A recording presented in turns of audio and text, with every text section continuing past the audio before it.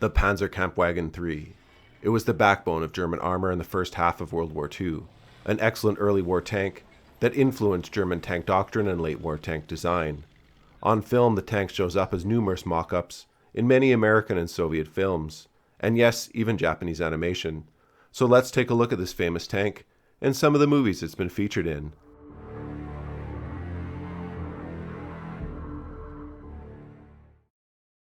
A vast majority of Panzer IIIs found on film are mock-ups, several of which are made on Swiss Panzer 61 chassis that have a similar road wheel configuration to the Panzer III. The majority of mock-ups on film are armed with 7.5 cm infantry support or longer 50mm cannon designed to take on small and medium tanks. Panzer IIIs further had 2 to 3 MG-34 machine guns.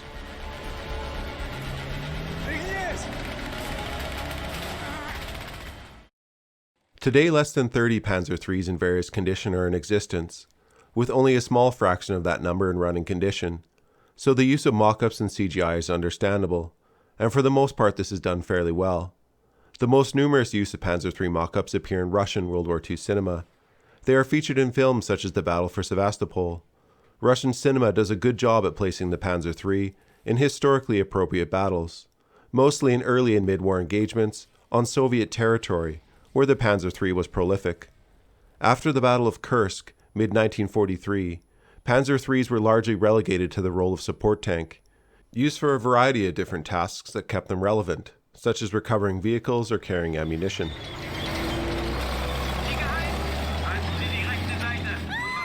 Look! Nelson's column! Dahinter! Success! In American cinema, there are several films that feature the Panzer III.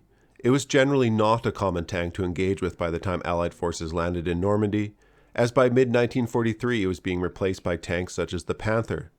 But the Panzer III certainly was still being used, and a well-trained crew remained a threat to Allied tanks. So either of you know how to drive a tank?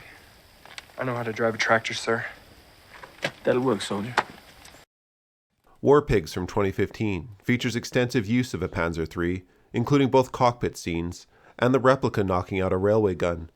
Watch this at best as a fun but low-budget production. Let's make it count.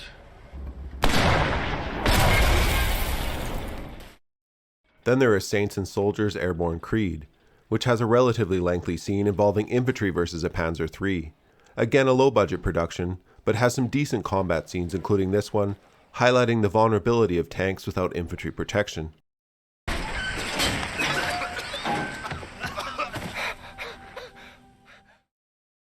Saints and Soldiers The Void from 2014 is probably the most interesting movie out of the American selection, as it has lengthy combat scenes between 2 real M18 Hellcats and 3 Panzer IIIs. The Panzer III used in the movie is overall an excellent reproduction.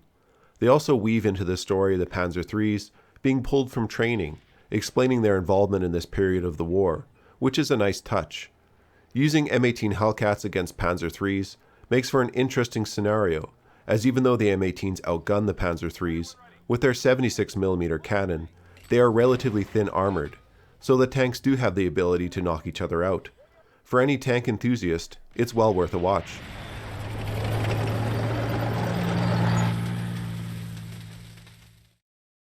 Despite the Panzer III being relatively obsolete by mid and late World War II, this was a great early war tank. The Panzer III was designed in the early 1930s, and production began in 1937. The tank saw action in every German theater of war. The Panzer III remained in production until 1943, and 5,774 were produced, not counting the excellent Stug III, built on the Panzer III's chassis. You're gonna get me killed, Lieutenant! I knew you'd get me killed! The Panzer III had a significant number of models, including various suspension types, cannons, and armor.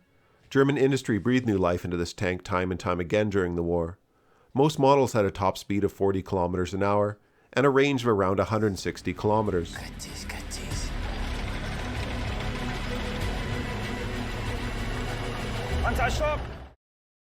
During the invasion of Poland and France, Germany only had a few hundred Panzer IIIs Model A through F, most armed with the mediocre 37mm main gun.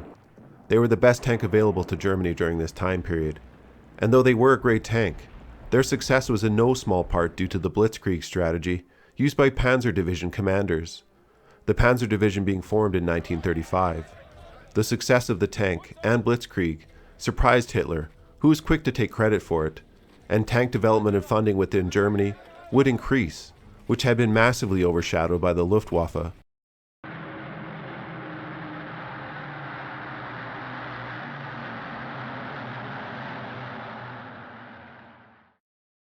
In the summer of 1941, during Operation Barbarossa, the invasion of the Soviet Union, the Panzer III was numerically the most important tank on the front lines and would be upgunned to the 50mm KWK-38 cannon, which when facing older Soviet tanks was more than adequate.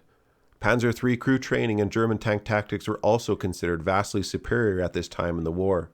Many German tanks were also outfitted with two-way radios, giving them a significant advantage over Russian tanks of this time period.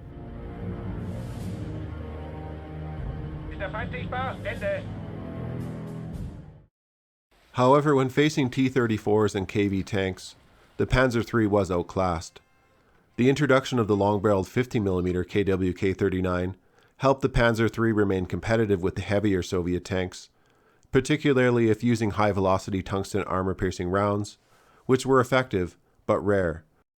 It's a 3. Is it an H? Maybe a J. I'm not sure what I should... For one of the most action-intensive movies to feature Panzer IIIs, check out the Russian movie T-34. It has some heavy CGI, but it's a well-funded production. Some of the scenes are pretty over the top, but they include highlighting the spalling and fragmentation effect on a crew being hit by even relatively small rounds from a Panzer III's 50mm cannon.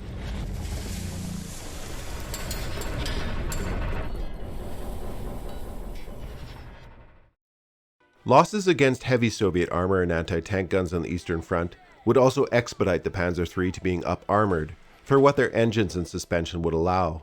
Front armor grew from 30mm to 50.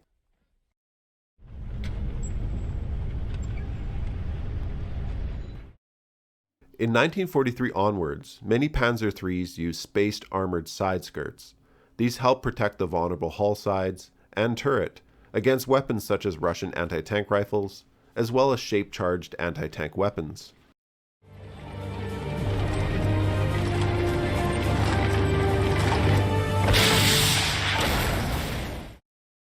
Ultimately, the Panzer IV, which originally supported the Panzer III with a low-velocity gun, took over tank engagement roles. The IV was larger and could accommodate thicker armor, and most importantly had a larger turret ring, allowing for a bigger turret and subsequently the bigger gun needed to engage T-34s and KV-1s at range.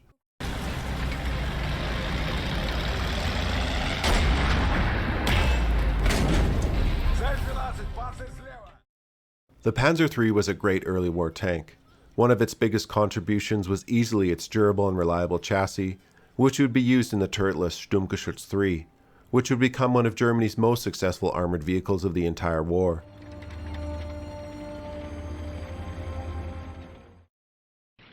Alright, I'm Johnny. Thanks for watching this brief on the Panzer III. If you want to add any knowledge you might have on the tank, please do so in the comment section below, and we'll see you in the next video.